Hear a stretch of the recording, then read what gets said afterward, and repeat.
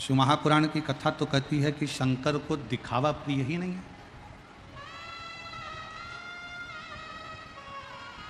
शिव जी को आडंबर प्रिय नहीं है, शंकर भगवान को दिखावा प्रिय नहीं है। जरूरी नहीं कि आप मस्तक पर त्रिपुंड लगाओगे तो शंकर के भक्त कहलाओगे।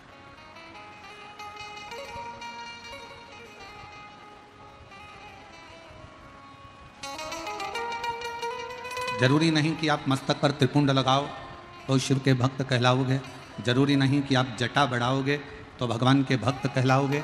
जरूरी नहीं कि आप वस्त्र का त्याग कर दोगे तो भगवान के भक्त कहलाओगे। शिव महापुराण की कथा कहती है कि शिव जी को पाने के लिए ना तुम्हें जटा बढ़ाने की जरूरत है, ना तुम्हें कोई दिखावे की जरूरत है।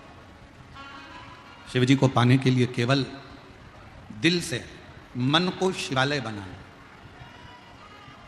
हमारे सेलन जी एक भजन की लाइन गुनगुनाते रहते हैं, मन मेरा मंदिर नहीं, मन शिवालय हो गया, ऐसा भाव सेलन जी कहते हैं।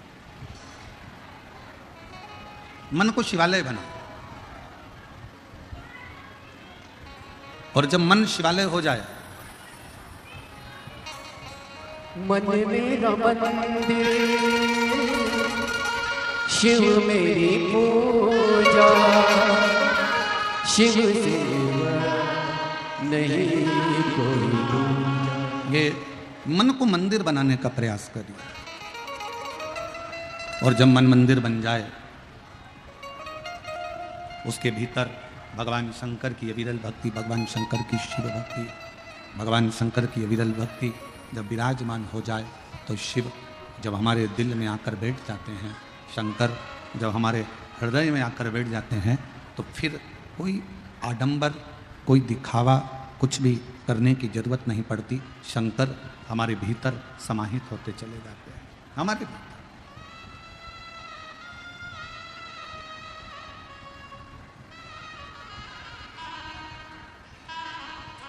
शिव को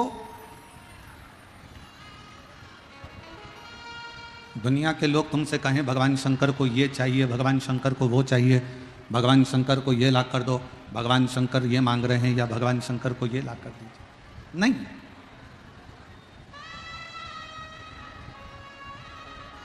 एक कितना सुंदर प्रसंग है। एक भानुमति नाम की एक महिला थी,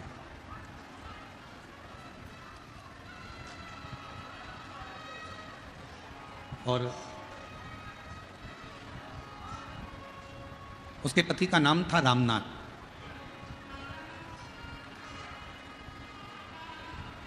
भानुमति के 4 बेटे थे। रामनाथ का काम लकड़ी काटकर बेचने का था। रामनाथ लकड़ी काटता, बेचता और अपने घर का पालन करता, पोषण करता। 4 बच्चे हैं भानुमति के। आर्थिक स्थिति ठीक नहीं है। सुबह अगर भोजन मिल गया तो शाम के पते नहीं है, और शाम को मिल गया तो सुबह के पते नहीं है। कभी कभी तो ऐसा होता था कि दिन भर ही भोजन नहीं मिलता था, ना सुबह मिलता था, ना शाम को मिलता था।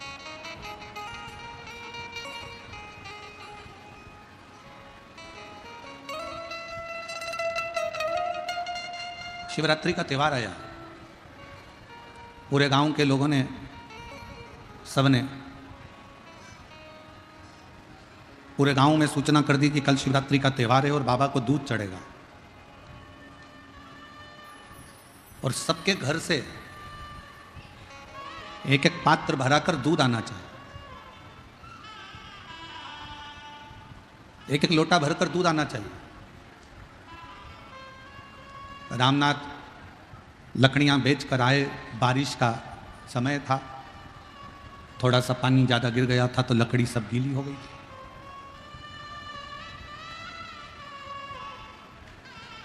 कोई माउटा पानी का आया और वो सारी लकड़ियों को गीली कर कर चले गया। तो रामनाथ को बच्चों के लिए ना तो भोजन मिला है, ना लकड़ी मिली है, ना कोई सामग्री उसके पास में आई।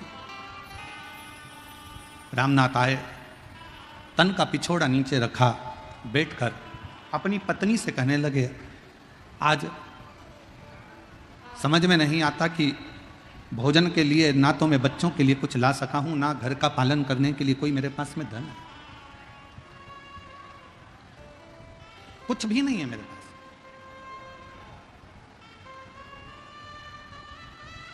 भानुमति ने कहा, क्यों चिंता करते हो, क्यों रोना, नहीं है ना चलेगा।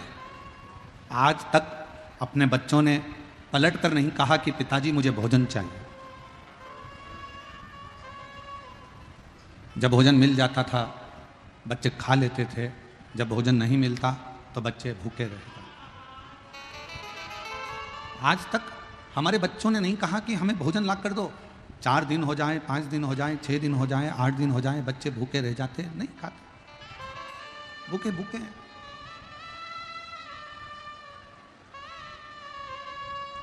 रामनाथ से भानुमति ने कहा, तुम दुख मत मनाओ, सोचो मत।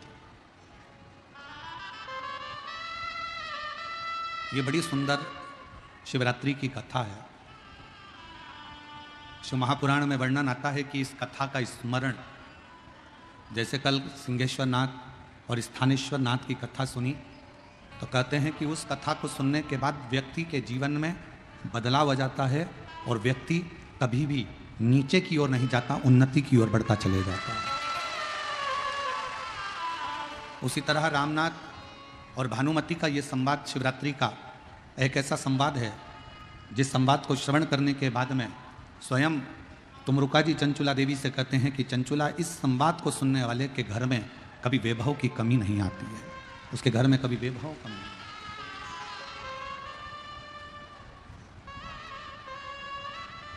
और जितने शिवभक्त लोगों को पानी बांट रहे हैं या टॉफ़ी बांट रहे हैं या पंडाल के अंदर कोई सामग्री बांट रहे हैं, उनसे कहेंगे बांटो, मना नहीं, पर जब कोई मूल संवाद चले ना तब आप भी बैठकर सुनो। बिहार में ये मौका बार बार नहीं लगता, ना जाने क्या बाबा ने कृपा करी जो सिंहेश्वर में ये मौका लगा है, उसको सुनो।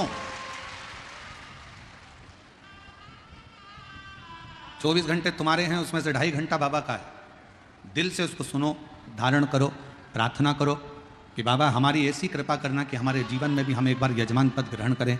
और ऐसे ही शिव महापुराण की कथा अपने बिहार में होती है। भानुमति ने रामनाथ से कहा कि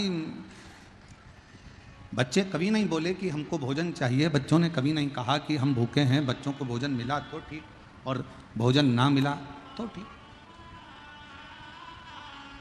वो नहीं कह रहे हैं कि हमको भूख लगी है, हमको प्यास लगी है, या हमको भोजन ला कर दो, या हमको कुछ ला कर दीजिए, वो नहीं बोल रहे। आप चिंता मत करो, छोड़ दो शिव पर। एक ज्ञान और एक व्यवहार, दो चीजें हैं। एक ज्ञान और एक व्यवहार, ये दो चीजें हैं। व्यवहार भी प्रबल है और ज्ञान भी प्रबल है, पर इन दोनों में सबसे ज्यादा प्रबल क्या है? शिव महापुराण में तुमरुका जी कहते हैं इनमें सबसे ज्यादा प्रबल है व्यवहार। कभी कभी कोई मोटी फाइल किसी ऑफिस में, किसी ऑफिसर के पास में, राजनेता के पास में, कोई प्रशासन के पास में, कोई अन्य जगह पर कोई व्यक्ति का काम अटक जाता है, तो कई बार ज्ञान काम नहीं आता और व्यक्ति का जो व्यवहार होता है ना, प्रेम होता है ना, व्यवहारिकता होती है ना, वो फाइल को पूर्ण कर देता है। कभी कभी व्यवहार और ज्ञान, ये व्यवहार और ज्ञान में से कभी कभी ज्ञान हो सकता है कि समस्या की घड़ी में काम ना आए,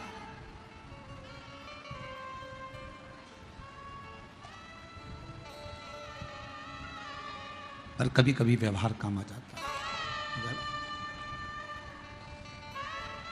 तुम क्यों रो रहे? भानुमति अपने पति रामनाथ से कह रही है, तुम क्यों रो रहे हो, किस लिए? तुम्हारे रोने का कारण क्या है? क्यों रोते हो? किस लिए रोते हो? आज मैं बच्चों को कुछ दे नहीं पाया, आज मैं बच्चों को कुछ प्रदान नहीं कर पाया, आज मैं बच्चों का पेट नहीं भर पाया। बच्चों ने कभी कहा तुमसे कि हमको भूख लगी है और आज हमें भोजन नहीं मिला?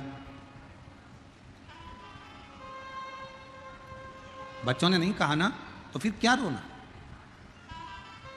घर का सबसे बड़ा संस्कार यही है, एक बेटी जब उसकी शादी हो रही हो, अपने पापा का चेहरा देखकर, अपने पिता का चेहरा देखकर बेटी अपने पापा के पास जाकर कह दे, बाबुल, ए बाबू, बाबूजी, पिताजी, मेरी शादी हो रही है, पर एक बात कहूँ पापा, इतना कर्जा मत कर लेना कि मेरे जाने के बाद तुम पूरी जिंदगी कर्जा चुकाते रहो। इतना कर्जा ना करिए पापा। बाबूजी, माना मैं आपकी बेटी हूं, पर पापा मैं आपको कर्जे में भी नहीं देख सकती, मैं आपको दुखी नहीं देख सकती। माना मैं आपकी बेटी हूं, पर मैं आपको कर्जे में नहीं देखूं। बाबा,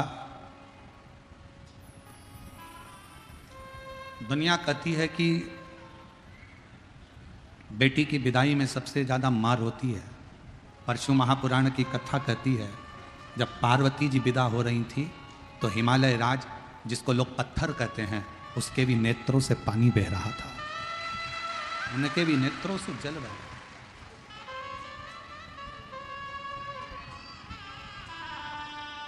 बेटा माँ को प्रिय होता है और बेटी पापा को, उसके पिताजी को प्रिय होती है, उसके बाबुल को प्रिय होती है, उसके पापा को प्रिय है। ये दुनिया की बड़ी विचित्र रीति है कि माँ जन्म देती है, पाल पोस कर बड़ा करती है, गर्भ में रखती है, 9 महीने तक माँ अपने पेट में रखकर अपनी बेटी की परवरिश करती है, पढ़ाती है, लिखाती है, उसको संभालती है। और वही बेटी एक दिन जब बड़ी होती है, युवान अवस्था में आती है, युवान अवस्था में जब आती है तो वही बेटी विदाई की ओर जब जाती है तो उस माँ से पूछना जिसने 9 महीने गर्भ में रखकर अपने कलेजे के टुकड़े को तुम्हारे हाथ में दे दिया हो, दे दिया, पूछो उससे।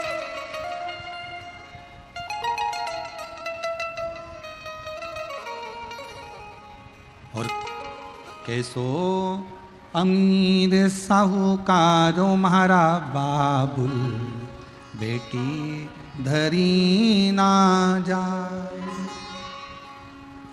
अरे मांग काटी का बाबुल हमको दीजे, और चूड़ी रतन जड़ायो रे म्हारा बाबुल, बेटी धरी ना जाए।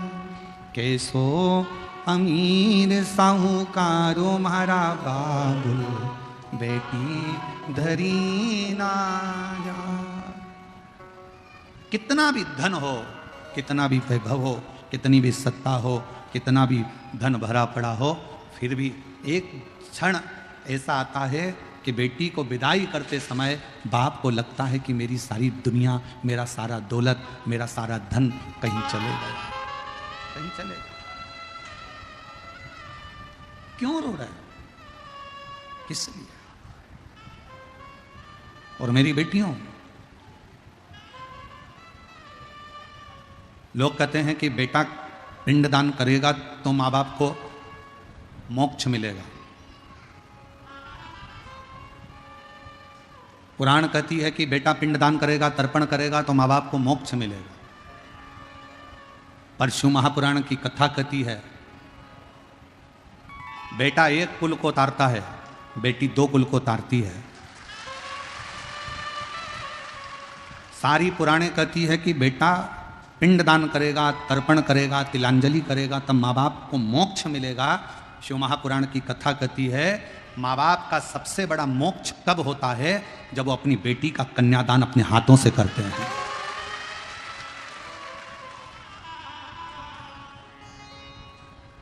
तुम किसी भी कॉलेज में पढ़ो, तुम कितनी अच्छे स्कूल में पढ़ो, तुम्हारी दोस्ती चाहे किसी से भी हो, हमें दिक्कत नहीं है, पर बेटियों से निवेदन है, कितना भी अच्छा कॉलेज मिल जाए, कितनी भी अच्छे दोस्त मिल जाए, कितनी भी अच्छी तुम्हारी नौकरी लग जाए, पर एक बात याद रखना कि अपने माँ बाप को कन्यादान का मौका जरूर देना। किसी एरे गिरे नत्थु केरे के साथ मत चलो।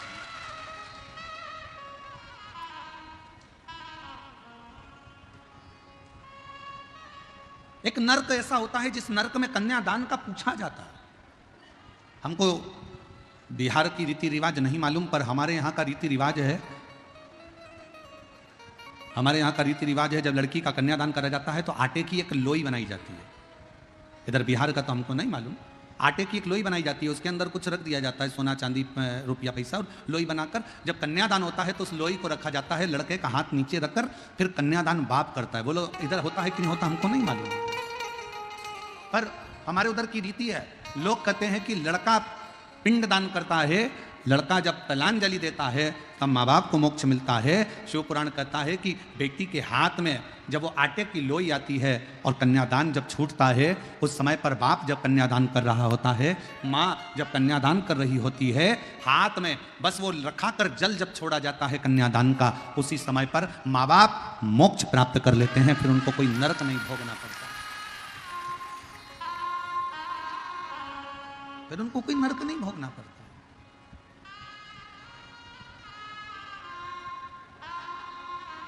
एक हृदय की रीत है।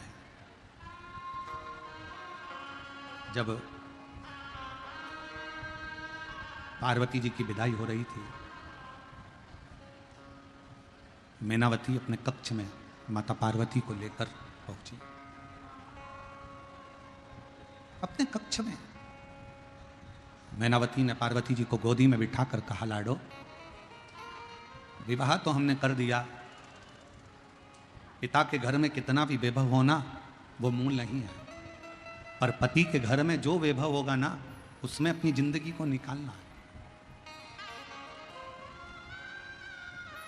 एक अच्छे बेटे की परीक्षा कब होती है?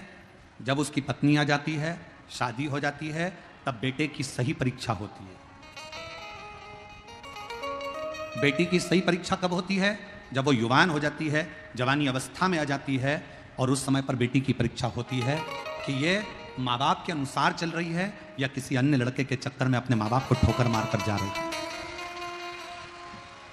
बेटे की परीक्षा होती है जब उसकी शादी होती है, बहू आ जाती है। बेटी की परीक्षा होती है जब वो जवान होती है, युवान अवस्था में आती है। एक पति की परीक्षा जब होती है जब पत्नी बीमार पड़ती है और पति उसकी सेवा में लगता है। और पत्नी की परीक्षा तब होती है जब पति के पास कुछ नहीं रहता और वो कदम से कदम मिलाकर अपने पति को धीरज बंधा देती है, तब पत्नी की परीक्षा होती है।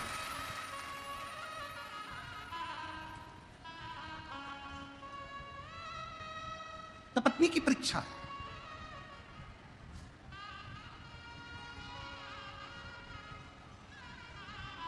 पार्वती जी ने माता को कहा, मां आप चिंता ना करें, मेरे माँ बाप के जो संस्कार हैं वो मेरे सम्मुख में रहेंगे। सम्मुख।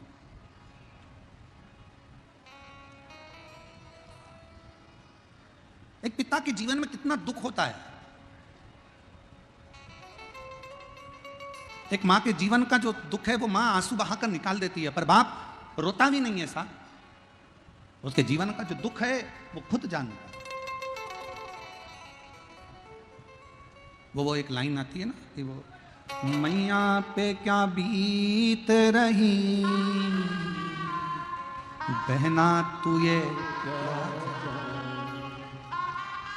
मैया पे क्या बीत रही बहना तू ये, कलेजे के टुकड़े, कलेजे के टुकड़े रो रो के भुला, बाबुल का ये घर बहना 2 दिन का ठिकाना। जीवन में कितना दुख एक पिता की जिंदगी में आता है, कितना दुख एक मां के जीवन में होता है। धन की प्रीति नहीं, ज्ञान और व्यवहार ये 2 है। ज्ञान और व्यवहार तो कभी कभी ज्ञान पड़ा की पड़ा रह जाता है और व्यवहार काम आ जाता है कभी कभी। तुम कितने विद्वान हो, तुम्हारी विद्वत्ता तुम्हारे पास में रखिएगा। तुम कितने विद्वान हो, तुम्हारी विद्वत्ता तुम्हारे पास रखिएगा। कभी कभी एक अनपढ़ व्यक्ति भी सही कार्य कर कर चला जाता है और विद्वान पढ़े लिखे भी कई बार धरे की धरे रह जाते हैं। फिर निवेदन करूं, तुम्हारे पिताजी 10वीं पढ़े, 5वीं पढ़े, 6ठी पढ़े कि बिल्कुल नहीं पढ़े, अनपढ़ हैं? तुम्हारी माता 8वीं पढ़ी, 10वीं पढ़ी कि कॉलेज पढ़ी कि बिल्कुल अनपढ़ है? तुम्हारे माता पिता भले नहीं पढ़े पर तुम्हें तुम्हारे माँ बाप ने पढ़ा लिखा कर बाबू तो बना दिया। ये सामर्थ्यता है, ये उसकी सामर्थ्यता है। वो 8वीं तक पढ़ी है, वो 5वीं तक पढ़ी है, वो अनपढ़ है, वो अंगूठा टेक है, पर उसने अपने बच्चों को तो पढ़ाया है ना। अब देखा ये जाएगा, वो अंगूठा टेक माँ, वो अंगूठा टेक पिता अपने बेटे को इंजीनियर, डॉक्टर, अपने बेटे को सब कुछ बना देता है। एक दिन अच्छे औहदे पर ले जाकर उसकी नौकरी भी लगवा देता है। देखना तो ये पड़ेगा कि वो अंगूठा टेक माँ और अंगूठा टेक बाप ने अपने बच्चे को इंजीनियर बना दिया। अब देखना ये है कि तुम पढ़े लिखे अपनी औलाद को कहां तक पहुंचाते हो, वो देखने वाली बात, वो देखने वाली बात। माँ घर में काम कर रही है तो भी बच्चे पर ध्यान रख रही है, माँ घर में रसोई बना रही है तो भी बच्चे का ध्यान रख रही है। और एक आज के जमाने के पढ़े लिखे लड़के, पढ़े लिखी लड़कियां जब विवाह हो जाता है तो उनको बच्चों को संभालने के लिए एक आया की जरूरत पड़ती है। बच्चों को संभालने के लिए एक आया की जरूरत है जो बच्चे को संभाले। झाड़ू लगाने के लिए झाड़ू वाली की, बर्तन वाले के लिए बर्तन मांजने वाली की, कपड़ा धोने वाले की, झाड़ू पोछा करने वाले की, रसोई बनाने वाले की, पूरे घर में सारे नौकर चाकर की जरूरत पड़ती है। पर एक अंगूठा टेक माँ झाड़ू भी लगाती है, पोछा भी लगाती है, बर्तन भी मांजती है, भोजन भी बनाती है और आए हुए मेहमानों का सम्मान भी करती है। और तुम जैसे बेटे को कभी कलेक्टर, कभी एसपी और कभी इंजीनियर, कभी डॉक्टर बना देती है। उसको नहीं आता कुछ भी, वो नहीं जानती, ज्यादा पढ़ा लिखी नहीं है। और सही बोलूं ना मेरी बहनों, ओ मेरी बिहार की जीजियों, कई मेरी जीजियां तो ऐसी आज भी बैठी हुई हैं और आज भी भारत की भूमि पर ऐसी माताएं हैं, ऐसे पिता हैं जिनको आज भी स्क्रीन टच मोबाइल चलाना नहीं आता, आज भी है। और स्क्रीन टच तो जाने दो, कीपैड पे भी कोई फोन लगा कर देगा तो बात कर लेगी, नहीं तो वो नंबर दबाना भी नहीं जानती। ये जो पीढ़ी है ना, जिसका दर्शन आज तुम कर रहे हो ना, ये पीढ़ी का दर्शन आने वाले समय में नहीं होगा। आने वाले समय में तो ऐसे बच्चे पैदा हो रहे हैं कि जब तक उनके हाथ में मोबाइल नहीं दो तब तक मुंह में एक निवाला नहीं लेते हैं। पहले मोबाइल दो, फिर उस पर वो देखेगा एक मोटा हाथ, फिर वो खाएगा।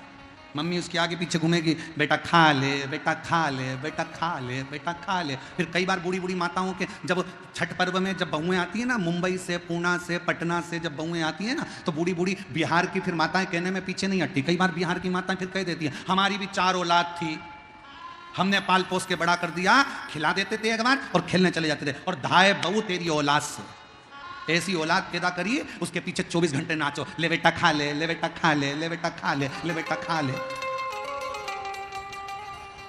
लाए ऐसी बहू से कहां ढूंढोगे उसको, कैसे ढूंढोगे उसको?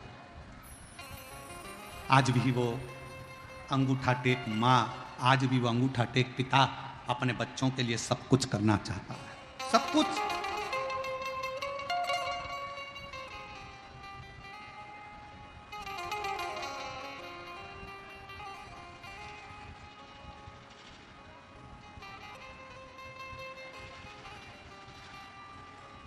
और जितने पढ़े लिखे लड़के बिहार से गए हुए, जितने बेटा बेटियां, तुम चाहे मुंबई रहो, चाहे पुणे रहो, चाहे विदेश में रहो, चाहे देश में रहो, जहां तुम्हारी मर्जी पड़े, जहां बिहार के ये बच्चे अपनी पत्नी और अपने बच्चों के साथ रह रहे हैं, मैं उनसे निवेदन करूंगा, आप भले वहां तुम्हारा बंगला बनाओ, चाहे कोठी बनाओ, पर तुम्हारे बूढ़े माँ बाप जिस गांव में रहते हैं ना, एक बार साल में 2 बार अपने माँ बाप के पास आकर पूछा करो, बाबूजी कोई चीज की जरूरत हो तो मैं बनवा देता हूं। कुछ नहीं चाहिए, कुछ नहीं। कितनी मां बैठी है जो अपने बेटे से बोली एक बार, मेरे को साड़ी दिला, मुझे हाथ की चूड़ी दिला। जितनी मेरी जीजियां बैठी हैं, इन्होंने कभी अपने बेटों से नहीं कहा कि मुझे साड़ी दिला, मुझे चूड़ी दिला। पति से जरूर बोली पर अपने बेटों से नहीं बोली। और उल्टा बेटों को जरूरत पड़ी तो मां ने अपनी अलमारी खोलकर निकाल कर दे दिया, पर मां ने कभी अपने बच्चों से नहीं कहा कि मुझे कुछ दिलाओ, मुझे नहीं चाहिए। एक माँ कहती है मेरे पास में सब कुछ है, मेरा पति है मेरे पास में, मेरी दौलत है मेरे पास में, और मेरा ये परिवार मेरे पास में है, तो मैं क्या करूंगी इस संपदा का? क्या करूं? संपदा का क्या करना है मुझे? शिव महापुराण की कथा कहती है, ज्ञान का अभिमान ना करिए, ज्ञान का अभिमान ना करिए, कुछ काम व्यवहारिकता में करने का प्रयास करिए। तुम्हारे पापा नहीं पढ़े लिखे, अपना ज्ञान अपने पास में रखिए। तुम्हारी मम्मी नहीं पढ़ी लिखी, अपना ज्ञान अपने पास में रखिए। तुम्हारे घर के बुजुर्ग नहीं पढ़े लिखे, अपना ज्ञान अपने पास में रखिए। कभी कभी अगर माँ बाप के पास में आकर बैठो, बुजुर्गों के पास में आकर बैठो, तो ज्ञान की चर्चा नहीं, व्यवहारिकता की चर्चा होना चाहिए। मम्मी, आपके हाथ का भोजन अच्छा लगता है, पापा आप थोड़ा बैठा करो, पापा को, माँ को थोड़ा हृदय लगाने का प्रयास करो, थोड़ा सा प्रयास। आज का जमाना बड़ा प्रोफेशनल हो गया है। लोग रिश्ते भी केवल तब तक निभाते हैं जब तक उनको तुम्हारी जरूरत पड़ती है, उसके बाद लोग रिश्ता निभाना भी बंद कर देते हैं। आज का जमाना प्रोफेशनल हो गया। जरूरत है तो रिश्ता है, जरूरत खत्म और रिश्ता खत्म।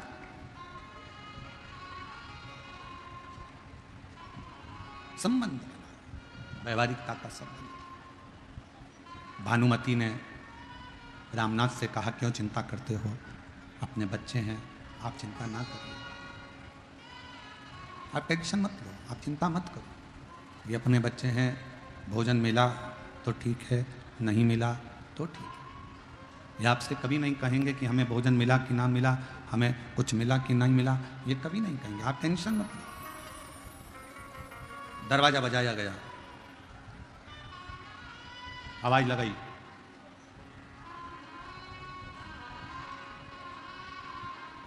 कौन है दरवाजे पर? गांव के लोग आकर खड़े होकर कहते हैं, कल शिवरात्रि है, पूरे गांव के लोगों के घर से एक एक लोटा दूध आएगा, सबको शंकर भगवान पर चढ़ाना है।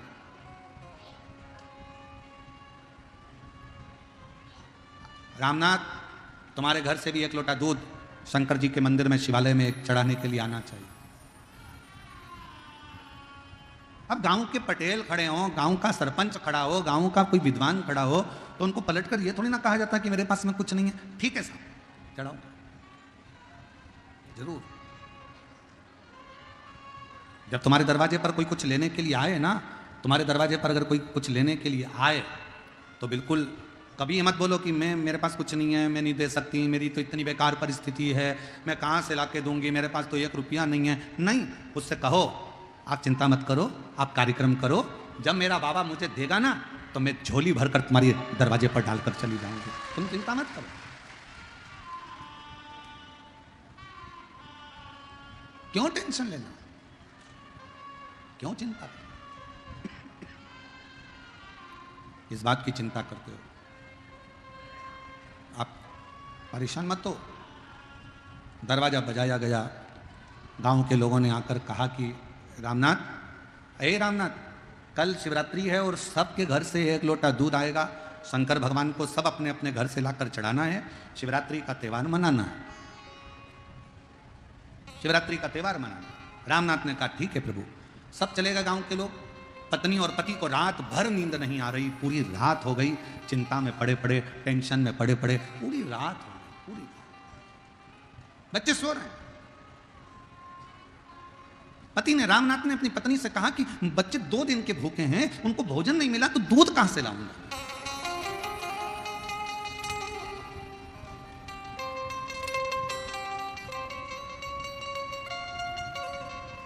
मैं दूध कैसे लेकर आऊंगा, कहां से लेकर आऊंगा? पत्नी कहती है, क्यों चिंता करते हो, 2 दिन भूखे रहे ना, कल भी भूखे रहेंगे, शिवरात्रि का व्रत हो जाएगा। क्यों चिंता करते हो, शिवरात्रि का व्रत हो जाएगा। दूध नहीं मिलेगा तो जल ही चढ़ा देंगे। गांव के लोग क्या कहेंगे? सारे घर से 1 लोटा दूध आना है और गांव के लोग क्या कहेंगे? पत्नी कहती है, आप चिंता मत करो, आप अपना विश्राम करो। ये धर्म पत्नी होती है।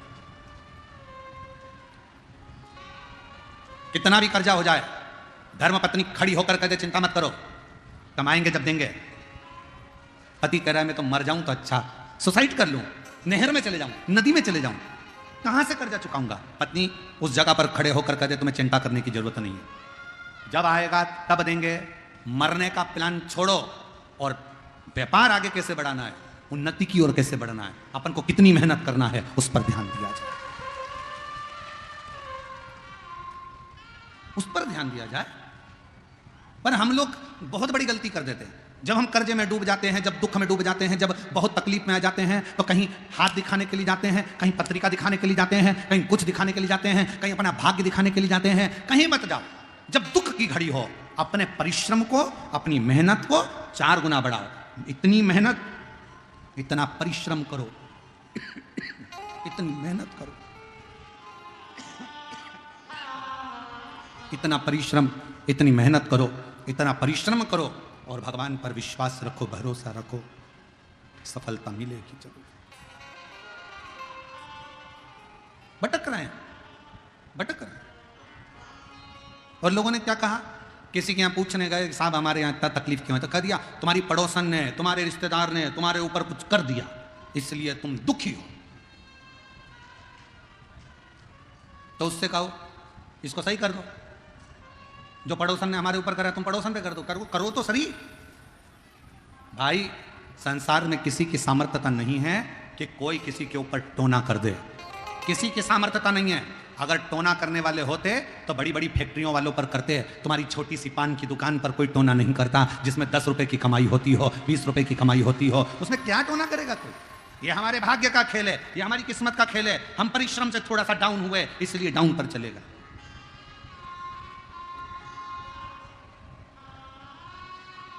बड़ा हो और मत बुरे कर्म कर वरना पछताएगा। भगवान की आंखों से तू बच नहीं पाएगा, तू बच नहीं पाएगा। अरे ओ अज्ञानी मत कर नादानी, अरे ओ अज्ञानी मत कर नादानी। तेरे कर्म का फल भी तू ही पाएगा, जैसा इसकी आवाज बढ़ाओ, मत बुरे वरना पछताएगा। भगवान की आंखों से तू बच नहीं पाएगा, तू बच नहीं पाएगा। अपना परिश्रम पूर्ण रखिए। जब अपना परिश्रम पूर्ण होगा, संघर्ष पूर्ण होगा, तो फल जरूर मिलेगा। बहुत दूर दूर से आप लोग आए हैं कथा श्रवण करने के लिए, बहुत दूर दूर से आप यहाँ पहुँचे हैं कथा सुनने के लिए। परिश्रम कर कर ही तो पहुँचे हो, मेहनत कर कर ही तो पहुँचे हो। अब जब इतनी मेहनत कर कर इतनी गर्मी में आप कथा सुनने के लिए आए हो, तो मेरा भोले बाबा आपको क्या खाली लौटा देगा? मेरा शंकर भी तो कुछ ना कुछ देकर भेजेगा यहाँ से आपको। शिव दिए बिना नहीं भेज सकते।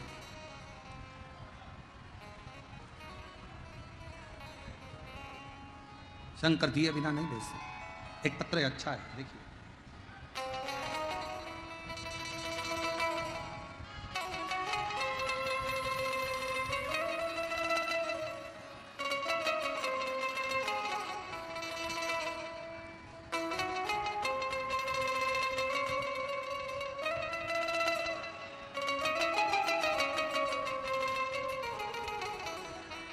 बबली पति श्वेत जायसवाल हैदराबाद में रहती हैं, हैदराबाद से हैं। कहीं बैठी हों तो हाथ हिला सकती हैं। बबली पति श्वेत जायसवाल आप ही हैं? आ जाइए। हैदराबाद से हैं। एक लोटे जल का मैं क्या वर्णन करूं गुरुदेव। मेरी बेटी के नई जिंदगी दी है भोले बाबा ने। मेरी बेटी आद्या जायसवाल जब वो 2 साल की थी तो उसके चेहरे पर एक दाग आ गया था, और वो दाग चेहरे का डॉक्टर के हिसाब से ये दाग पूरे शरीर पर फैल जाता है, और दाग आया। अब मैं करूं तो करूं क्या?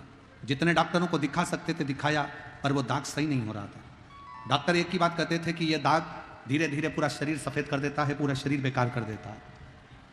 मेरी मम्मी जो आपकी कथा सुनती हैं, उन्होंने मुझे आपकी कथा के बारे में बताया और रोज़ शिवालय जाकर 1 लोटा जल चढ़ाती, कुछ उपाय करने को कहा, मैंने वो करा। रोज़ शिवालय जाने लगी लेकिन उपाय नहीं कर पाई, हैदराबाद में उसकी सुविधा नहीं थी। फिर अचानक किसी कारण मेरा पति का मेरे को मायके जाने का मौका मिला और वहाँ पर हमने ये उपाय किया। पूर्णिमा की रात्रि को गाय का आपने कहा था कि बछड़ा जब दूध पिए, दूध बछड़े के मुख पर आ जाए, उस फेन को चम्मच में निकाल लो और जहाँ सफ़ेद दाग हो गया है या शरीर पर दाग हो गया है वहाँ उस दूध को पूर्णिमा की रात्रि को लगाओ। रात्रि को थोड़ी देर लगाने के बाद चंद्र की रोशनी में रखने का शिव जी के नाम का श्री शिवाय नमस्तुभ्यम का उच्चारण करो और फिर स्नान करा दो। हमने हमारी बेटी के साथ में वही पूर्णिमा वाला उपाय किया और बाबा की कृपा से आज मेरी बेटी का पूरा शरीर मात्र 15 दिन के अंदर ही ठीक हो गया। मैं बाबा को यहाँ प्रणाम करने के लिए, मैं शिव को नमन करने के लिए। एक पत्र और बड़ा सुंदर है।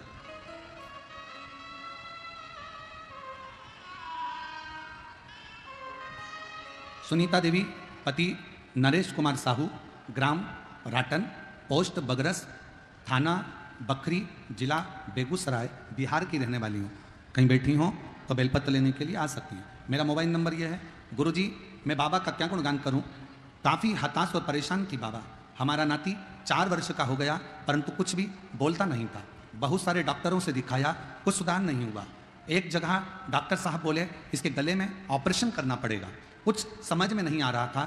परिवार के सभी लोग काफ़ी चिंतित हो गए थे। हमारी देवरानी आपकी कथा टीवी पर सुनती है, उसने हमें बताया कि सीहोर वाला बाबा कथा है, सुना करो। 1 लोटा जल सभी समस्या का हल। बाबा आपकी भी समस्या का हल करेंगे। शिव कथा में कुंदकेश्वर महादेव के नाम लेती, शंकर जी को चढ़ा हुआ जल लाती और बच्चे को पिला देती, बच्चे के चेहरे पर गले में लगा देती। मैं बाबा का क्या गुणगान करूं गुरुदेव। जो बच्चा डॉक्टर के हिसाब से बिना ऑपरेशन के बोल नहीं सकता था, उसको ऑपरेशन की जरूरत नहीं पड़ी और आज मेरा बच्चा 4 साल का पूरा बोलने लगा। मैं बाबा को प्रणाम करने के लिए आई हूँ, बाबा को नमन करने के लिए।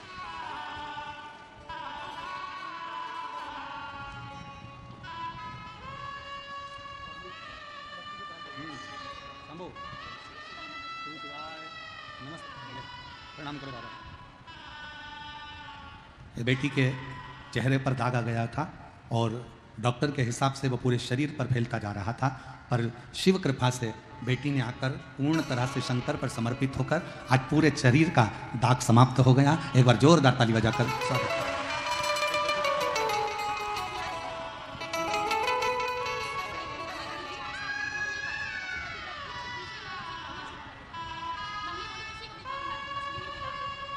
ये बालक 4 साल तक बोलता नहीं था और पशुपति व्रत और बाबा के भजन से आज पूर्ण तरह से बोलता है। एक बार जोरदार ताली बजाएं साथ।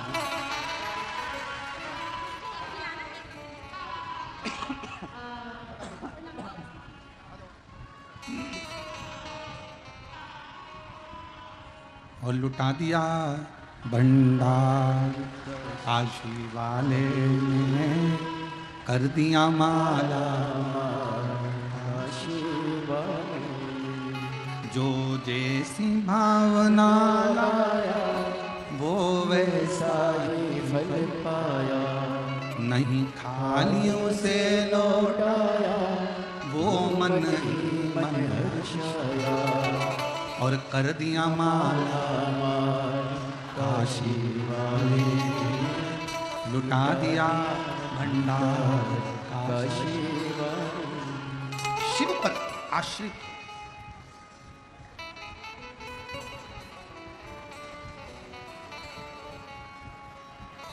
लोग कहते हैं गुरुजी समस्या बहुत बड़ी है। हमने पूछा कितनी बड़ी है, कि बहुत बड़ी है। फिर पूछा कितनी बड़ी समस्या है, बहुत बड़ी है। हमने पूछा कितने साल की है समस्या, कितने साल से है, 10 साल, 15 साल, 20 साल, 24 साल, 25 साल, कितने साल। कहा गुरुजी बहुत समस्या, बहुत बड़ी समस्या। हमने कहा समस्या कितनी भी बड़ी हो, कैलाश पर्वत पर बैठने वाले महादेव से बड़ी नहीं हो सकती है, वो उसके चरणों की रज ही हो सकती है। आप विश्वास रखकर अगर देवाधिदेव महादेव को 1 लोटा जल चढ़ा रहे हो तो चिंता ना करिए।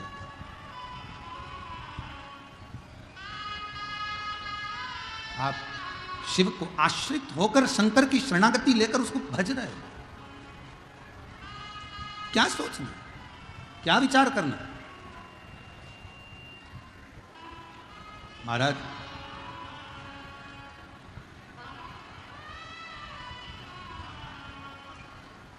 शंकर भगवान के मंदिर में जब जाओ तो पूर्ण भरोसे के साथ, और शंकर की कथा में आओ तो पूर्ण भरोसे के साथ। हम आपसे भी कहेंगे, और जो 1 मई से 7 मई जयपुर में विद्याधर नगर स्टेडियम में जो जयपुर की पवित्र भूमि पर कथा होने वाली है, 1 मई से 7 मई दोपहर में 1 बजे से 4 बजे तक, हम जयपुर के भक्तों को, उनके आसपास के भक्तों को भी यही कहेंगे कि जयपुर की कथा में अगर आप आओ तो बाबा के विश्वास के साथ आना कि मैं 7 दिन में कुछ ना कुछ लेकर मेरे बाबा के दरवाजे से जाऊंगी। तो आओ, वरना मत आओ। आप आपका घर भरा, आप भरा, आश्रित होकर चलो। एक पत्नी का सबसे बड़ा क्रम है वो अपने पति को बल दे। सीखो भगवान शंकर की कथा से।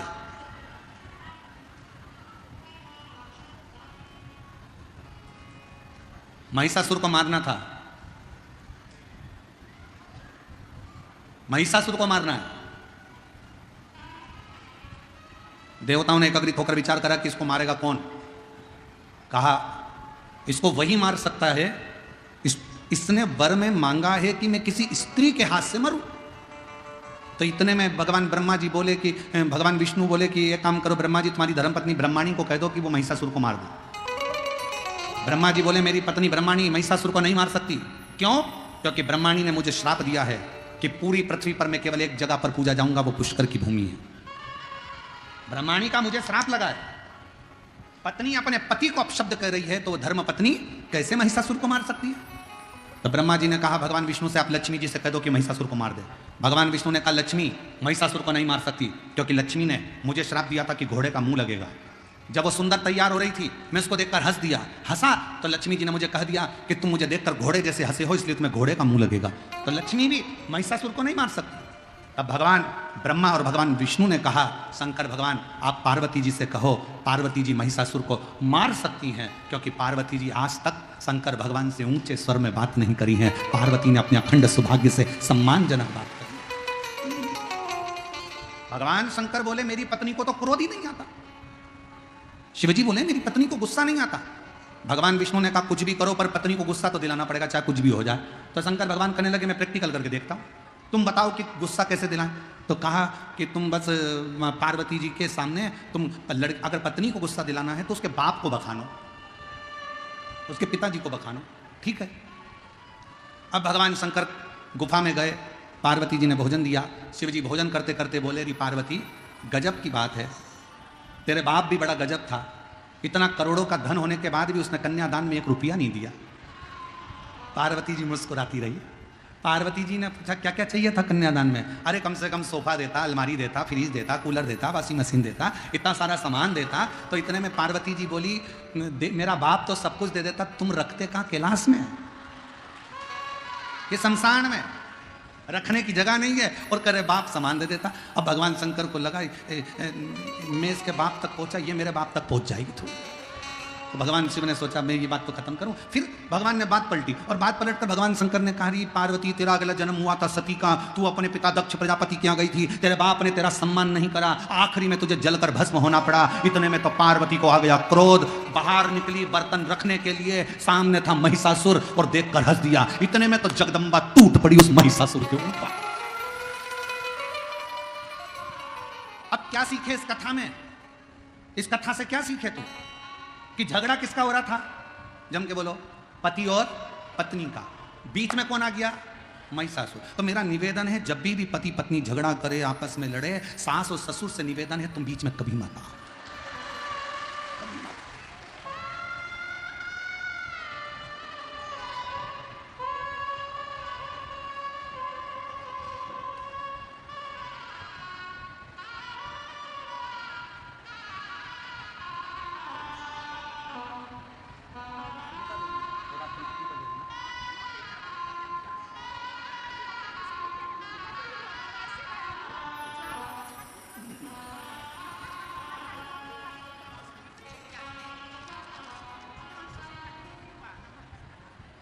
दीदी ने लिखा है, मेरा नाती बोलने लगा और मेरा एक बेटा जो कई सालों से नौकरी की तलाश में था, नौकरी नहीं लग रही थी, तब मैंने पशुपति व्रत किया और बाबा की कृपा से हाई स्कूल सेकंड में भौतिक का शिक्षक बन गया। मैं बाबा को यहाँ प्रणाम करने के लिए आई हूँ। बहुत बहुत शिव कथा कर रही।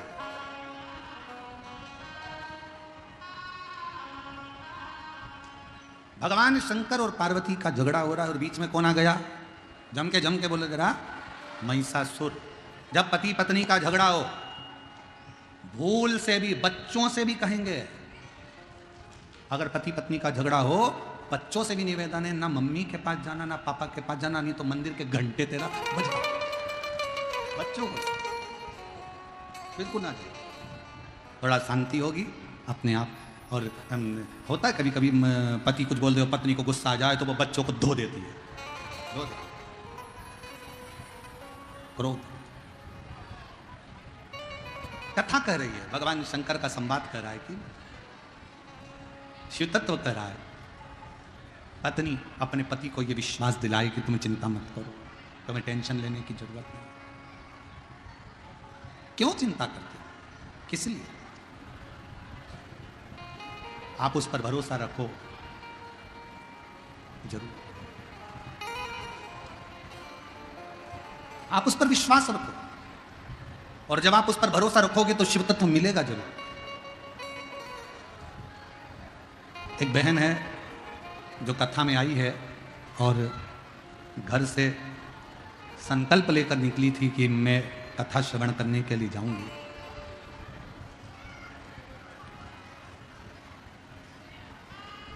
पंडाल में 3 दिन हो गए, उसको जगह नहीं मिली कहीं बैठने के लिए, तो कहीं बाहर रोड पर बैठी रहती है और उसकी एक ही ललकता है कि किसी भी तरह से एक बार गुरु जी को देख लूं और व्यासपीठ को नमन कर लूं। महाराज,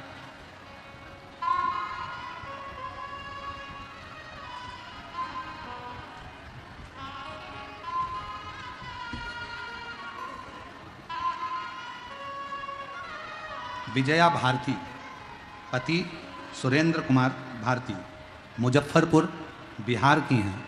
कहीं बैठी हों तो वो एक व्यासपीठ पर जरूर आएं, क्योंकि 3 दिन से इस महिला ने एक अन्न का दाना नहीं खाया है। जब तक शिव का दर्शन ना कर लूं तब तक कुछ पाऊँ ना। इसलिए मेरा निवेदन है, जहाँ बैठी हैं वो जरूर आएं और बाबा की अविरल भक्ति को हम तो कहेंगे। हमने बच्चों से कहा था उनको आगे ला के बिठा देना, क्योंकि इतने दिन से वो नियम लेके आई हैं। अच्छा, उधर बैठी हैं। हम बच्चों से कहा था कि उनको पंडाल में ले जाकर बिठा दे। इतने दिन से बाहर बैठ रही थी, दर्शन नहीं मिल रहा था। दर्शन, शिव कथा कर रही है, एक विश्वास कर रहा है। महाराज, तुम जहां चाहो वहां शिव तत्व आपके नजदीक है, आपके नजदीक। और मेरे भोले तेरा सहारा है, मेरे भोले तेरा सहारा है, मेरी नैया का तू किनारा है, मेरी नैया का तू किनारा है, मेरे बाबा तुझे पुकारा है, मेरे बाबा तुझे पुकारा है, मेरी नैया का तू किनारा, मेरी नैया का तू किनारा। शिव को भजो वाहे, और होके नंदी पे सवार, सुन के भगतों की पुकार, श्रीनगरी से मेरे भोलेनाथ, सुन के भक्तों की पुकार, होके नंदी पे सवार, काशी नगरी से आए। मेरे भोलेनाथ, सुन के भक्तों की पुकार, होके नंदी पे सवार, काशी नगरी से आए। सुन के भक्तों की पुकार, होके नंदी पे सवार, काशी नगरी से आए। मेरे भोले भोलेनाथ सुन गए भक्तों की पुकार। हो नगरी में सवार काशी नगरी से आए मेरे भोलेनाथ। दोनों हाथों से ताली से बजाओ।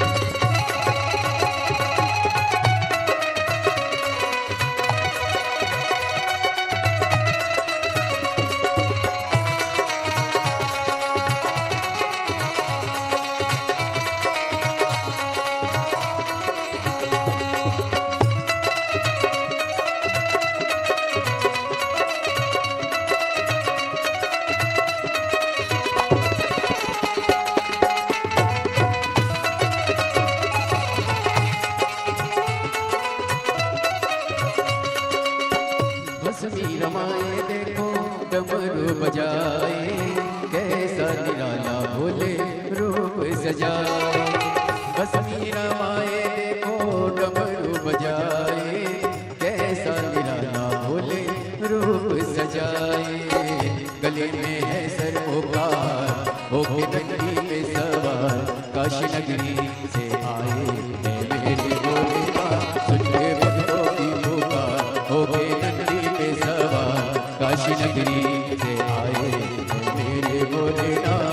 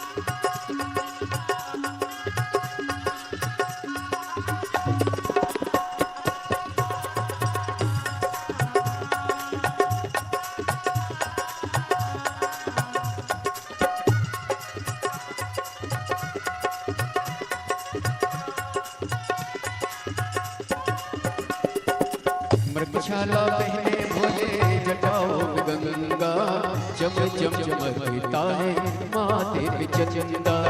मृगशाला पहने भोले जटाओं में गंगा चम चम चमकता है माथे पे चंदा। गौरा मैया करे सिंगार होके नंदी पे सवार काशी नगरी से आए हैं मेरे भोलेनाथ सुनते भक्तों की पुकार होके नंदी पे सवार काशी नगरी से आए हैं मेरे भोलेनाथ।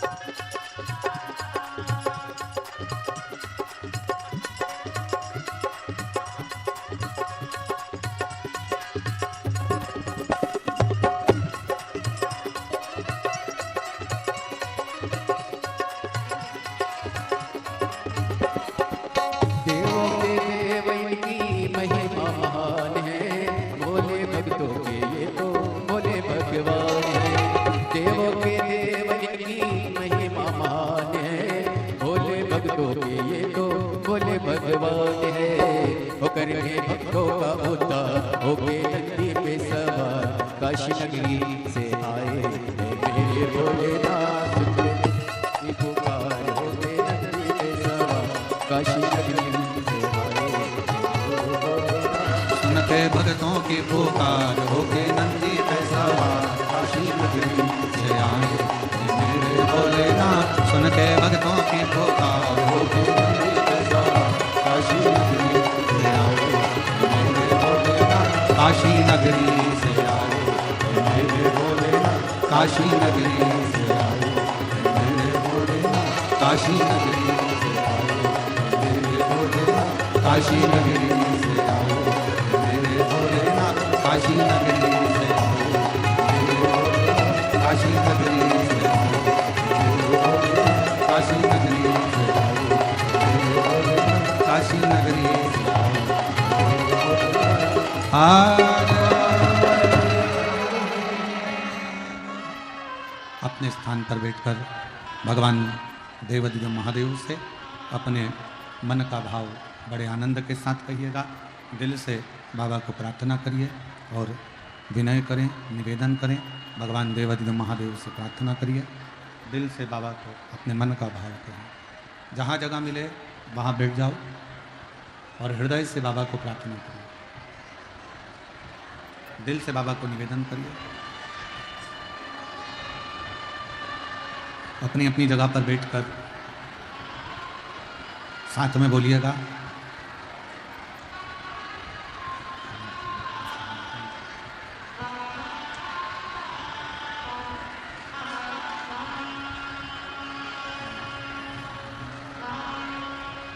श्री शिवाय नमस्तुभ्यं श्री शिवाय नमस्तुभ्यं श्री शिवाय नमस्तुभ्यं श्री शिवाय नमस्तुभ्यं श्री शिवाय नमस्तुभ्यं। भोला सब दुख काटो, ओ भोला सब दुख काटो। शिव शंकर जपूं तेरी माला, भोले बाबा जपूं तेरी माला। भोला सब दुख काटो, ओ भोला सब दुख काटो। वेश मंगल मंगलकारी, वेश मंगल मंगलकारी। शमशान वासी हमारा, शमशान वासी हमारा। ओ भोला सब दुख काटो, ओ भोला सब दुख काटो।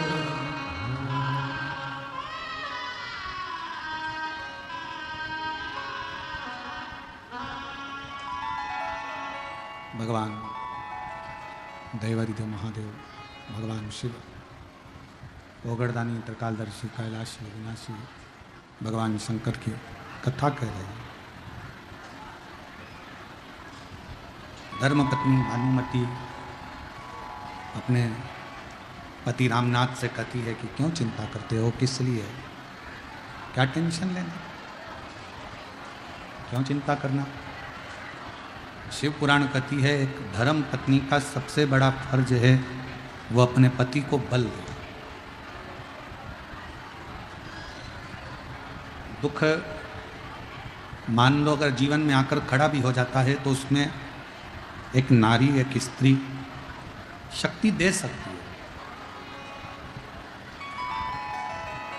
एक बल दे सकती है।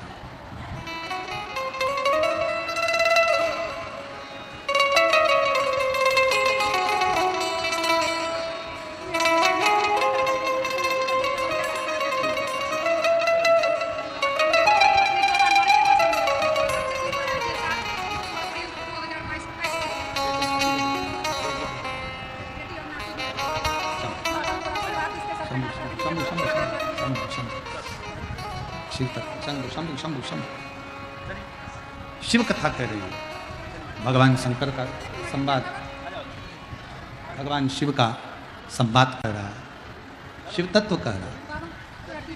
नहीं नहीं बस बस, बस।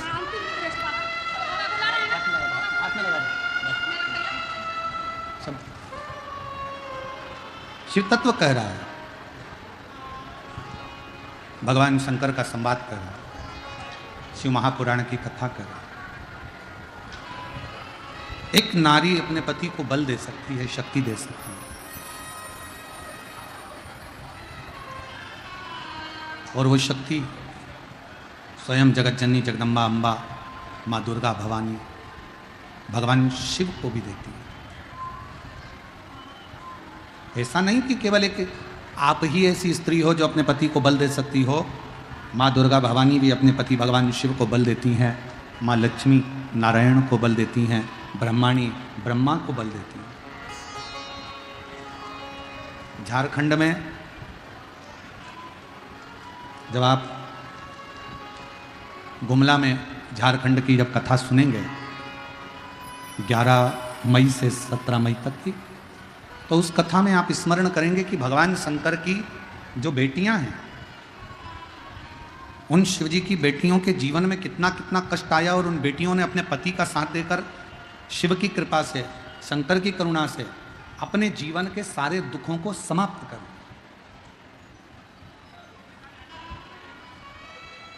इसलिए उस कथा का नाम शिव बेटी, शिव महापुराण की कथा रखा, जो झारखंड में होगी।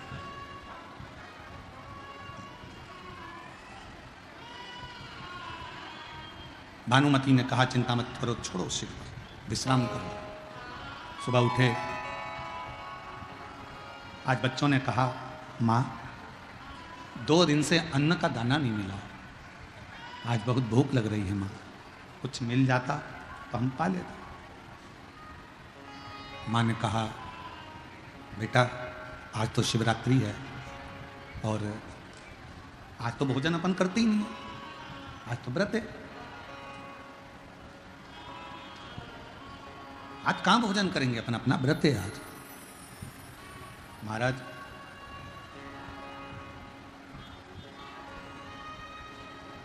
चारों बच्चे पार्थिव शिवलिंग का निर्माण करने लगे। कल कथा में कहा था, मन घबराओ नहीं, भोलेनाथ मिलेंगे कभी ना कभी। वो जल में मिले, वो थल में मिले, आकाश में मिलेंगे कभी ना कभी। मन धीर धरो, घबराओ, थोड़ा सा धीरज बांध कर रखना, शिव मिलेगा। कष्ट है जीवन में, हारना नहीं है। संघर्ष है जीवन में, हारना नहीं है, मिलेगा शिव। चार बच्चे मट्टी उठाकर लाए बगीचे में से, पार्थिव शिवलिंग का निर्माण करा है बच्चों ने, और पार्थिव शिवलिंग का निर्माण कर कर दौड़कर घर के अंदर गए। मां से कहा, मां देखो आज शिवरात्रि है, आप शंकर जी के मंदिर जाती, हमने शंकर जी को अपने घर में लेकर आए, हम शिव को अपने घर में लेकर आए। जब श्रावण के महीने की शिवरात्रि आती है, ऑनलाइन शिव जी की अभिषेक पूजन अपन लोग करते हैं, आप लोग करते हैं उस समय ऑनलाइन अभिषेक पूजन ऑनलाइन करी जाती है। और शिवरात्रि के समय पर जब ऑनलाइन पूजन करते हैं तो उसका प्रभाव यही रहता है कि साल में कम से कम एक दिन पूरा विश्व, पूरा देश विदेश में जहां पर सनातनी रहते हैं, वो कम से कम एक दिन श्रावण की शिवरात्रि के समय पर जब हम ऑनलाइन पूजन करें तो तुम्हारे मन में यह भाव होना चाहिए कि भगवान शंकर कहीं भी हों, उस दिन हमारे घर में प्रवेश कर रहे हैं, उस दिन शिव हमारा दुख हरने के लिए, शंकर हमारा कष्ट हरने के लिए वहां आ रहे हैं, भगवान शिव आ रहे। ये अपने भीतर एक भाव प्रकट करो। एक पत्र है, अच्छा है, देखिए।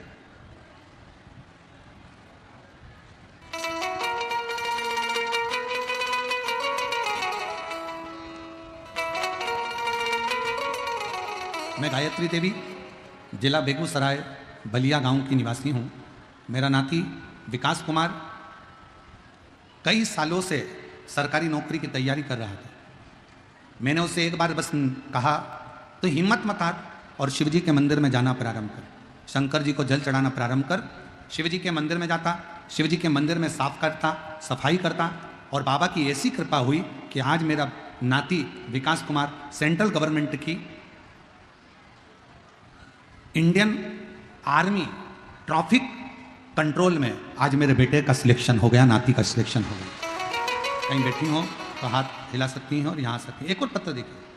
मेरा नाम नीतू देवी है, मैं सहरसा की निवासी हूँ। मेरा घर सहरसा वार्ड नंबर 35 में है। एक लोटे जल का मैं क्या वर्णन करूँ। मेरा छोटा भाई नौकरी के लिए बहुत दिनों से प्रयास कर रहा था, लेकिन हर बार 1-2 मार्क से रह जाता था। एक दिन मेरी पड़ोसन ने बताया कि तुम्हें पशुपति व्रत करना चाहिए, और मैंने बेलपत्र में शहद लगाकर महादेव को चढ़ाने वाला करना चाहिए। मैं वैसा ही अपने भाई को बता दी और पशुपतिनाथ का व्रत करवाया और बेलपत्र वाला प्रयोग करवाया। आज बाबा की कृपा से मेरा भाई सरकारी नौकरी में लग गया और टीचर पद पर नियुक्त हो गया। मैं बाबा को धन्यवाद देने के लिए, कहीं बैठी हों तो बेलपत्र लेने के लिए आ सकती हैं। एक और पत्र है। मेरा नाम खुशबू कुमारी है, मैं झारखंड के दुमका जिले से आई हूँ। बाबा महादेव की कृपा का मैं क्या गुणगान करूँ। मैं अपने जीवन में बहुत परेशान थी, सरकारी नौकरी की तैयारी कर रही थी, पर मुझे लगता था कि मेरा सिलेक्शन सरकारी नौकरी पर कभी नहीं होगा। लेकिन मेरी दीदी और मेरी माँ आपका टीवी पर कथा सुनती हैं। उन्होंने बताया कि तुम उनको देखा करो और शिव कथा सुनो। मैंने कथा सुनना प्रारंभ करा, आपने मुझे बल दिया कि कभी हारना नहीं चाहिए, जीत निश्चित होगी। और मैंने फिर वापस पढ़ाई चालू करी और एग्ज़ाम दिया। आज बाबा की कृपा से, पशुपतिनाथ की कृपा से, और मेरे बाबा ने ऐसी कृपा कर दी कि अक्टूबर 2023 में मेरा भी सरकारी नौकरी में सिलेक्शन हो गया। मैं बाबा को यहाँ प्रणाम करने के लिए आई हूँ। शिव करते क्या?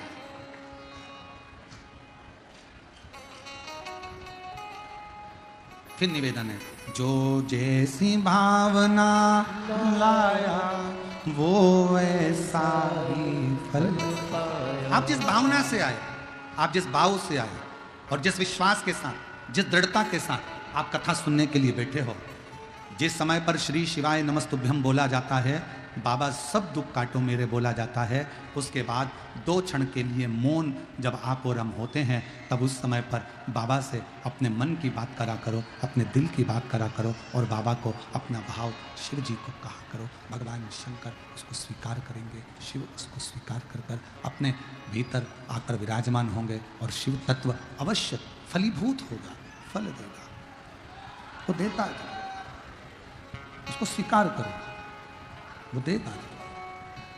और तेरा ही दिया मैंने खाया पिया, तेरा शुक्रिया, तेरा शुक्रिया। माँ, आज हमने शंकर भगवान को अपने घर पर लेकर आए।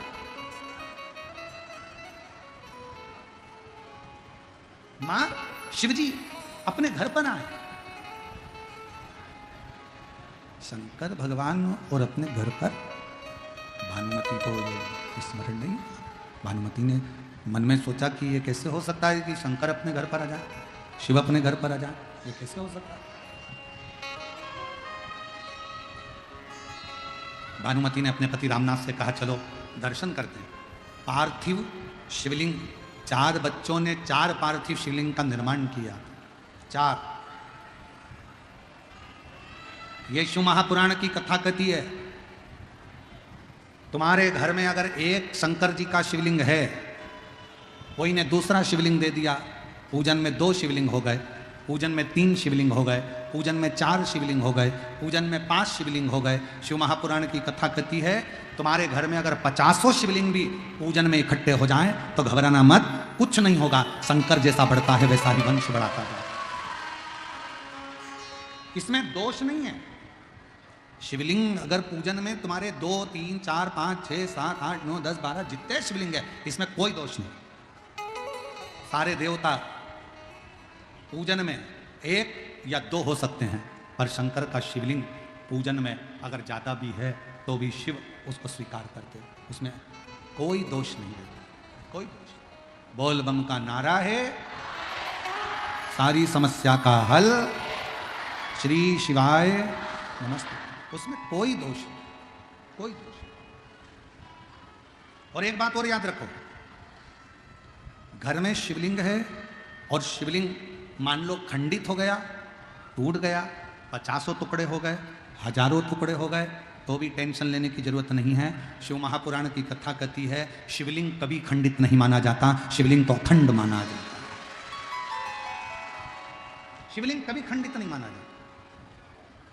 शंकर भगवान का शिवलिंग कभी खंडित नहीं मानेगा, अखंड है।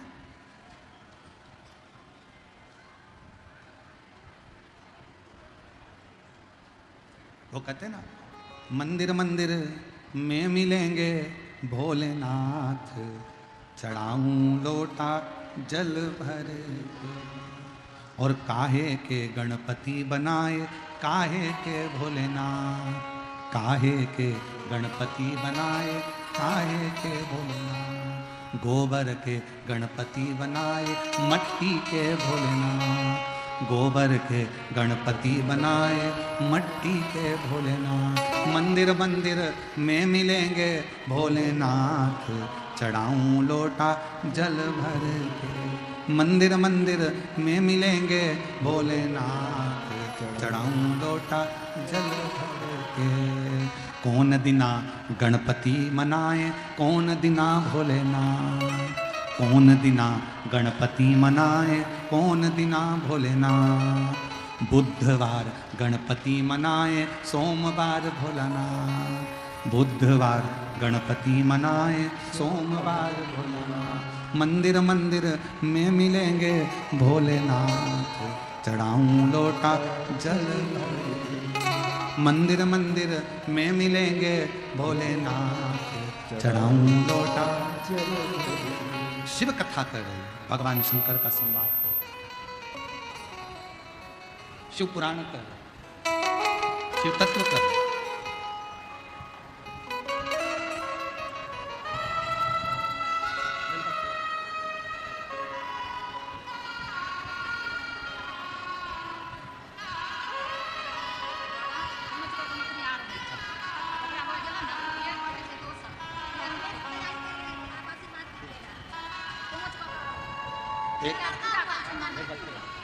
एक उसको दे देना।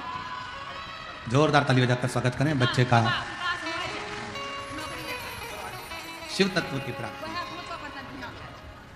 शिव कथा कह रही है, भगवान शंकर का चरित्र कह रहा है, शिव महापुराण की कथा कह रही है,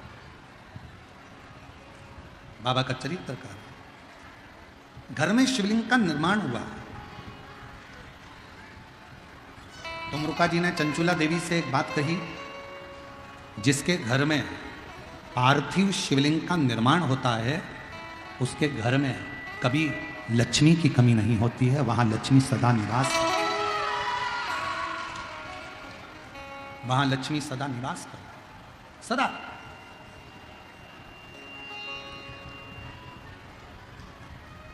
और मेरी जीजियों, जितनी मेरी बेटियां बैठी हैं, माताएं बैठी हैं, मेरे भाई जितने बैठे हैं, जितने मेरे जीजी बैठी हैं, जितने मेरे जीजा बैठे हैं, उनसे निवेदन करूंगा, महीने में, 2 महीने में, 4 महीने में, 6 महीने में ऐसा नियम बनाओ कि मिट्टी अपने गमले में से लेकर, भले गमले के अंदर ही शिवलिंग का निर्माण कर लो, उसकी पूजन कर लो, दिया लगाकर, जल चढ़ाकर बाबा से प्रार्थना कर लो, और उसी मिट्टी को वहीं गमले में ही विसर्जन करो।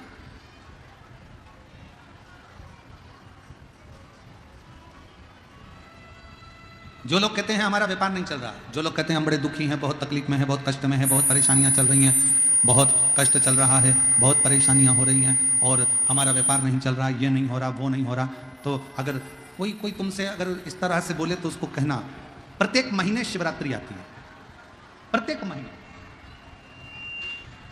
हर महीने शिवरात्रि आती है। कल प्रदोष है, परसों शिवरात्रि, हर महीने आती है। और संपूर्ण देशवासियों को आज श्रीमद् वल्लभाचार्य जी की जयंती की बहुत बहुत बधाई हो। श्रीमद् वल्लभाचार्य जी की जयंती की संपूर्ण देशवासियों को, वैष्णवों को बहुत बहुत साधुवाद। श्री वल्लभ ने, मेरे श्रीमद् वल्लभाचार्य जी ने संपूर्ण विश्व ब्रह्मांड में पुष्टि मार्ग को प्रगटाया। ऐसे पवित्र श्रीमद् वल्लभाचार्य जी की जयंती की बहुत बहुत बधाई। जो तुमसे कहे कि मेरे घर में लक्ष्मी नहीं है, मैं बहुत डिप्रेशन में चल रही हूं, बहुत टेंशन है, बहुत तकलीफ है, बहुत कष्ट है, बहुत कष्ट, प्रत्येक महीने शिवरात्रि आती है, पंचांग में, कैलेंडर में लिखी होती है। और कई लोग कहते हैं हमको मालूम नहीं पड़ता कि कब शिवरात्रि आ गई, कब चले गई। तो अब की बार हम भी विचार कर रहे हैं कि पूरे साल की शिवरात्रि हमारी सोशल मीडिया पर हम पूरे साल कौन से महीने में शिवरात्रि कितनी तारीख को आएगी, वो एक कैलेंडर जैसा हमारा जो फेसबुक है, हमारा जो यूट्यूब है, इंस्टाग्राम है, हम उसको प्रयास कर रहे हैं कि उस पर हमारी विठलेश सेवा समिति के द्वारा पूरे महीने की शिवरात्रि पूरे शिव भक्तों के सोशल मीडिया पर पहुंच जाए, जिससे लोगों को ध्यान रहे कि इतनी तारीख की शिवरात्रि आती है, लोगों के स्मरण में रहे कि इतनी तारीख को शिवरात्रि आएगी, मासिक शिवरात्रि इतनी तारीख को है, मासिक शिवरात्रि इतनी तारीख को है, उनके सबके स्मरण में रहे।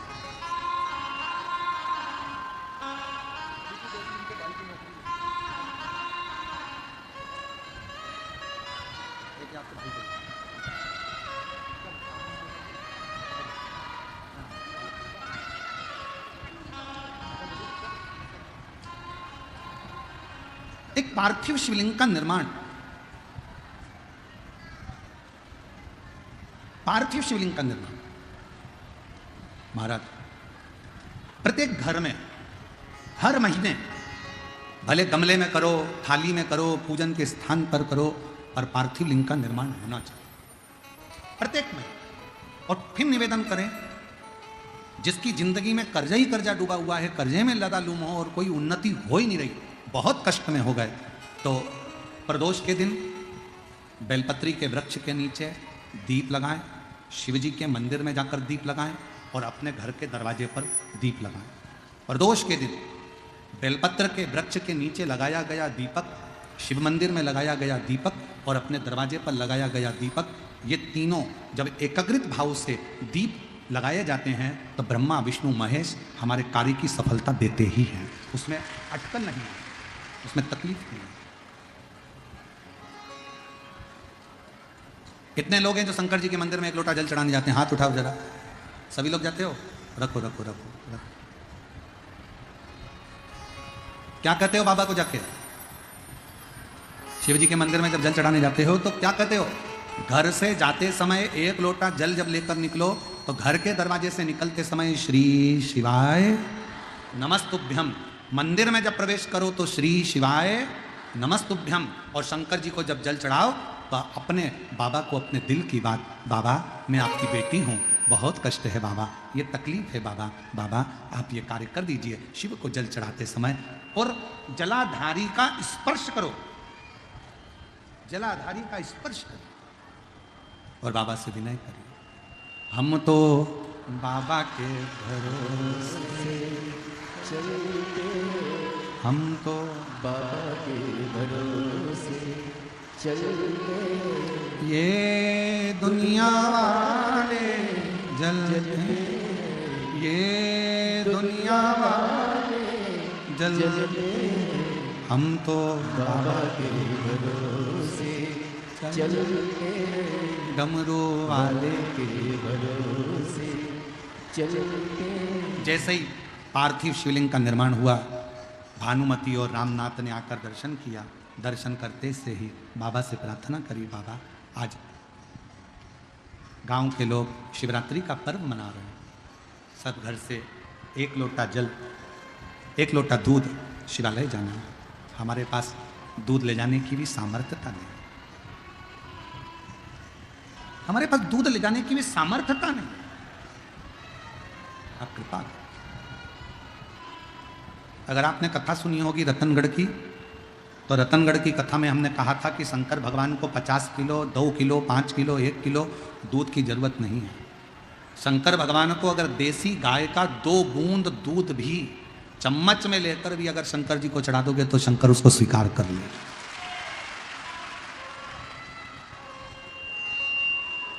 शिव से स्वीकार कर। बाबा कुछ नहीं, बच्चा दौड़ कर गया अंदर,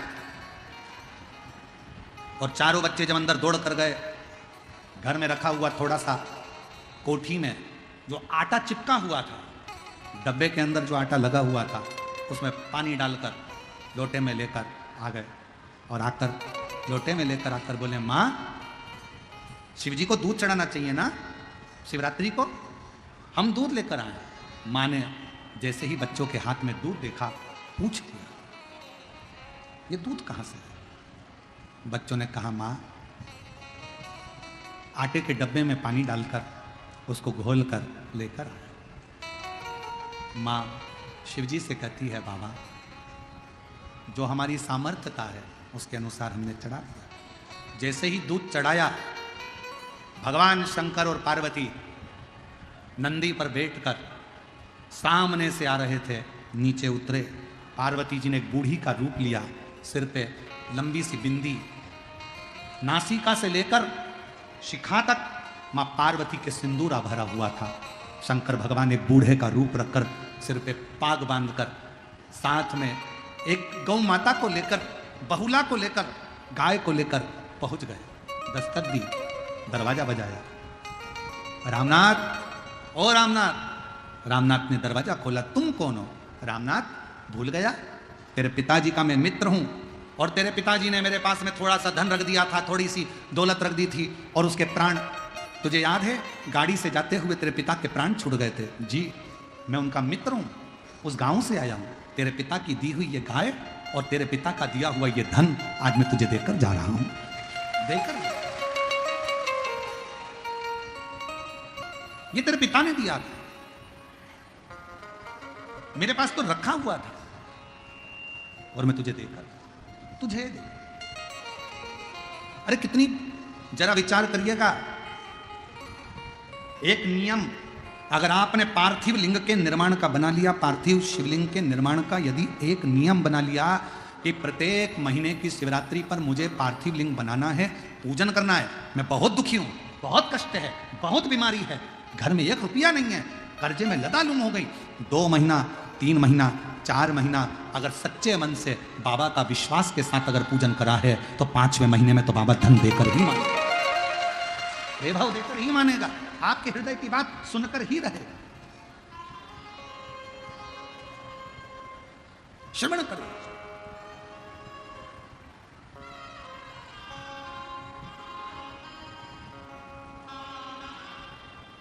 जयपुर की भूमि पर जब 1 मई से 7 मई तक कथा होगी, दोपहर में 1 बजे से 4 बजे तक विद्याधर नगर स्टेडियम में, जब जयपुर के लोग और आसपास के लोग कथा सुनने आएंगे और आप लोग टीवी पर जब कथा सुनेंगे तो उसमें एक प्रसंग सुनिए। उसका एक प्रसंग है, शिवजी पार्वती जी को लेकर शमशान की फेरी लगा रहे थे, शमशान घूम रहे थे, शमशान महाशमशान में घूम रहे हैं, काशी में घूम रहे हैं।